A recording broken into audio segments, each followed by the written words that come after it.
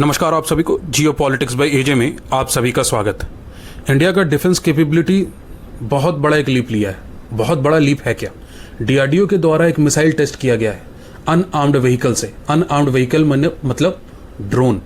आप सोचे पहले जहां पे हम लोग यूज करते थे एयरक्राफ्ट का किसी भी मिसाइल को लॉन्च करने के लिए, या फिर हम लोग यूज़ करते थे हेलीकॉप्टर का किसी भी मिसाइल को लॉन्च करने के लिए, वहीं पे अब हम लोग यूज़ करेंगे ड्रोन से किसी भी मिसाइल को लॉन्च करने के लिए। ये भारत के लिए गेम चेंजिंग टेक्नोलॉजी बनने वाला है। थोड़ा न्यूज़ की तरफ चलते हैं। DRDO successfully test UAV launched precise guided missile. इसका नाम दिया गया है प्रिसाइज्ड गाइडेड मिसाइल। आप समझें, पहले ये टेक्नोलॉजी नहीं था भारत के पास, लेकिन डीआरडीओ इस एज टेक्नोलॉजी को एडवांसमेंट की तरफ ले जाने के लिए काफ़ी सालों से काम कर रही थी और कहीं ना कहीं ये अचीव किया जा चुका है। एक तरफ जहां जो ड्रोन है उसको हम लोग स्पाइंग के लिए यूज़ करते थे, अब प्रिसीजन टारगेट हिटिंग के लिए यूज़ करेंगे। तो ये कहीं ना कहीं एक बहुत बड़ा एडवांसमेंट है भारत के लिए। अगर हम बात करें डीआरडीओ की, तो ये इस टेस्ट का नाम दिया गया था स्काई फायर 1। इसके तहत क्या किया गया? ड्रोन को पहले 15,000 ऑल्टीट्यूड पे ले जाया गया, एक टारगेट को लॉक किया गया और फिर उसमें एक कमांड दिया गया और जिसके तहत टारगेट को हिट किया गया। हालांकि टारगेट एक डमी टारगेट था, लेकिन उसको हिट किया गया और प्रिसाइजली हिट किया गया। ये कहीं ना कहीं ये जो सारा चीज था ये बता रहा था कि India is ready for the advancement in the technology. थोड़ा सा वीडियो को पहले आप देखिए।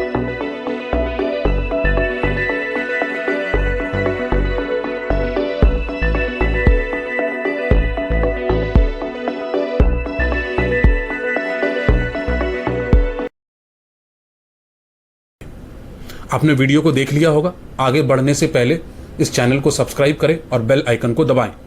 अगर हम बात करें कि ये जो मिसाइल जो टेस्ट किया गया है, ये मिसाइल क्या पहली बार बनाया गया है? तो नहीं, इसको बस अपग्रेड किया गया है। आज से 6 साल पहले नाग मिसाइल को तैयार किया गया था। ये नाग मिसाइल किस लिए तैयार किया गया था? तो ये एंटी टैंक गाइडेड मिसाइल था, मतलब टैंकों को उड़ाने के लिए मिसाइल को बनाया गया था। और ये मिसाइल को भी डीआरडीओ ही बनाया था।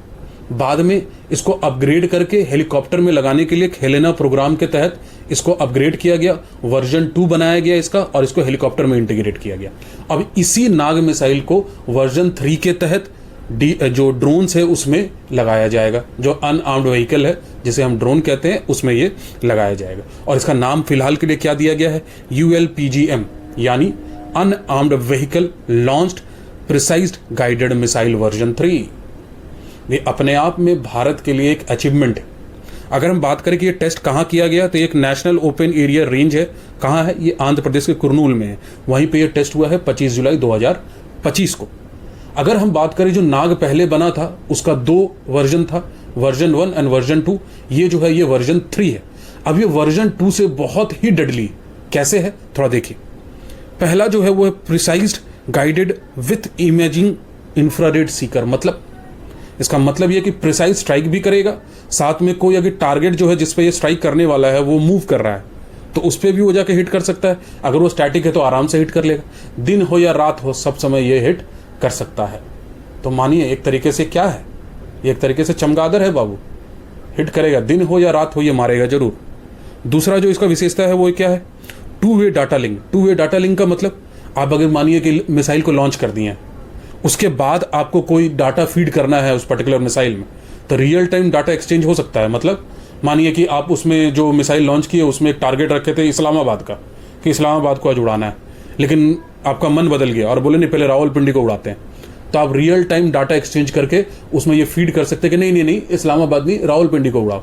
तो ये मिसाइल जाकर फिर रावलपिंडी को उड़ाएगा। मतलब टारगेट को चेंज किया जा सकता है। तीसरा है fire and forget capability. Fire and forget capability मतलब चलाओ और भूल जाओ, जाके सूत जाओ। तो जो ऑपरेटर है उसको बैठ के उसको मॉनिटर करने का जरूरत नहीं पड़ेगा, अगर चला दो उसका आराम से जाके सो, ये जाके टारगेट को हिट जरूर कर देगा। चौथा है versatile warhead options. Versatile warhead options का मतलब एक ही मिसाइल में अलग अलग प्रकार का वॉरहेड लगाया जा सकता है।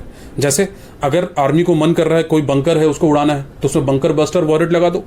अगर उसको लग रहा है कि नहीं जो आर्मर, नया आर्मर, मॉडर्न आर्मर्स है उसको उड़ाना है तो उसमें एक मॉडर्न एज आर्म डिस्ट्रॉयर लगा दो, ये एक वॉरहेड।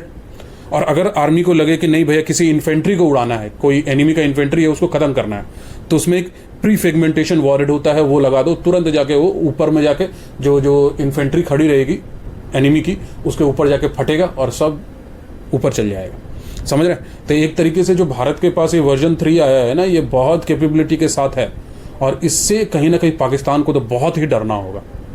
पिछला बार तो हम लोग थोड़ा बहुत एयरक्राफ्ट वगैरह जाके हिट भी किया था, रफाइल वफाइल। इस बार उसका भी जरूरत नहीं पड़ेगा। इस बार खाली ड्रोन जाएगा, धर धर धर धर मार के खत्म करके चला आएगा, उनको पता भी नहीं चलेगा कि भाई कौन मार के चला गया। समझ रहे हैं? तो ये बहुत डेडली है। उसके अलावा देखिए एक चीज़ जो इसका है वो ये है रेंज। लगभग 10 किलोमीटर का रेंज है। मतलब कि कोई अगर इसको ऑपरेट कर रहा है इस पर्टिकुलर ड्रोन को, तो 10 किलोमीटर दूर से ही अपने टारगेट को हिट कर सकता है। देखिए कोई भी रडार का जो मैक्सिमम रेंज है वो है 4 किलोमीटर। मतलब कोई अगर रडार है वो किसी ड्रोन को 4 किलोमीटर तक डिटेक्ट कर सकता है। उसके दूर कोई अगर ऑपरेट कर रहा है तो उसको खोजना ही बहुत मुश्किल है। तो समझ रहे हैं कि कितना ये प्रिसाइज टारगेट हिट करेगा। ठीक है। और लगभग देखिए इसमें जो वॉरहेड कैरी करने की कैपेसिटी है वो बहुत गजब है। 100 kg का वॉरहेड कैरी कर सकता है। समझ रहे हैं? जहां देखिए यूएसए एक तरीके से जो सुसाइड ड्रोन है उसका इस्तेमाल करता है। मतलब ड्रोन जाके खुद ही फट जाता है। यहाँ पे हमारा ड्रोन नहीं फटेगा, ड्रोन मिसाइल छोड़ेगा। समझ रहे हैं? तो हम लोग 2 कदम आगे ही चल रहे हैं और यूएसए को भी कहीं ना कहीं लग रहा है भाई हम लोग कर क्या रहे हैं। ठीक है। तो ये हमारे लिए बहुत एक एडवांसमेंट है। अगर हम बात करें कि ये बनाया कौन है, कहाँ से बना है, ये ड्रोन कौन बना दिया है, तो इंडिजीनियसली बिल्ड ड्रोन है। और इंडिजीनियसली कौन बनाया है, तो इसको एक स्टार्टअप कंपनी है जिसका नाम है new space research technology, Bengaluru की कंपनी है, वही इसको बनाई है इस पर्टिकुलर ड्रोन को। वहीं पर जब हम बात करें मिसाइल को, तो मिसाइल को कौन बनाया है, तो अडानी डिफेंस, आप जानते ही हैं अडानी डिफेंस को, भारत डायनेमिक्स लिमिटेड और 30 अन्य स्टार्टअप कंपनीज, ये लोग सब मिलकर इस मिसाइल को बनाई है। अगर हम बात करें डीआरडीओ की, तो डीआरडीओ और भी प्लान कर रहा है। डीआरडीओ बोल रहा है कि नहीं अब हम यहीं तक नहीं रुकेंगे, और भी दूसरा जो ड्रोन है जो सिर्फ सर्वेलेंस के लिए यूज़ किया जाता था उसको भी हम एडवांस करके उसमें ये मिसाइल इंटीग्रेट करेंगे। तो अब हमारे पास वो बहुत सारा ड्रोन वैसा हो जाएगा जो इस मिसाइल को हिट करेगा। तो आप समझ रहे हैं एक तरीके से ये जो सारा चीज़ हो रहा है ना, ये सिर्फ टेक्नोलॉजी नहीं है, ये एक स्ट्रैटेजी है। जहाँ पे पहले हम लोग अपने पायलट को रिस्क पे डालते थे, वहाँ वो नहीं होगा। हम लोग बस एक मिसाइल छोड़ेंगे ड्रोन से और वो किसी भी टारगेट को न्यूट्रलाइज कर देगा। समझ रहे हैं? अब देखिए इंडिया के लिए, अब जैसे पहले क्या था कि पहले सिर्फ ये यूएसए, रशिया, यूके के पास था और चाइना के पास था।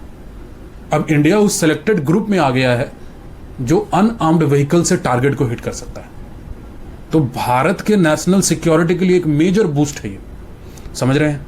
आप लोग समझें कि इंडिया की जो टेक्नोलॉजी जा रही है वो इस तरफ जा रही है कि आने वाले समय में पूरा दुनिया एक तरीके से अचंभे से देखेगा कि इंडिया ने 10-12 सालों में क्या ही कर दिया है।